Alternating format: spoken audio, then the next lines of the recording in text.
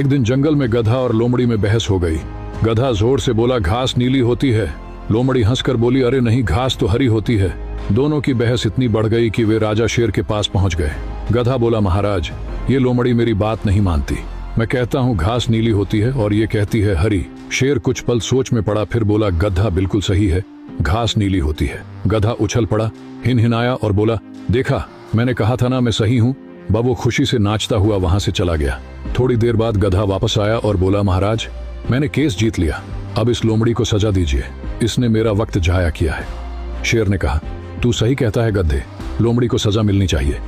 फिर शेर ने लोमड़ी की ओर देखा और बोला, लोमड़ी, अगले 3 दिन तक तू चुप रहेगी, यही तेरी सजा है। लोमड़ी ने सिर झुका लिया, कुछ नहीं बोली, बस शांत खड़ी रही। गधा फिर हिनहिनाता हुआ चला गया, जैसे कोई बड़ी जीत हासिल कर ली हो।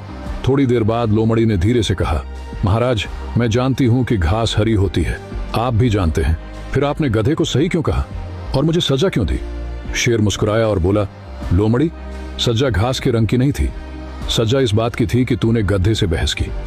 कभी भी ऐसे लोगों से बहस मत करना जो सच नहीं, बस जीतना चाहते हैं। लोमड़ी ने सिर झुकाकर कहा, आप सही कहते हैं महाराज, अब मैं समझ गई, हर जवाब जुबान से नहीं, कभी कभी चुप रहकर भी दिया जा सकता है। शेर ने सिर हिलाया और कहा, जो मूर्ख से बहस करता है वो खुद अपनी समझ पर शक कर बैठता है। और उस दिन के बाद लोमड़ी ने किसी गधे से बहस नहीं की, क्योंकि उसने सीख लिया था कि हर सच्चाई साबित करने लायक नहीं होती। मॉरल ऑफ द स्टोरी, हर बहस जीतने की नहीं होती, कुछ बहसें छोड़ देने से ही इंसान बड़ा बनता है।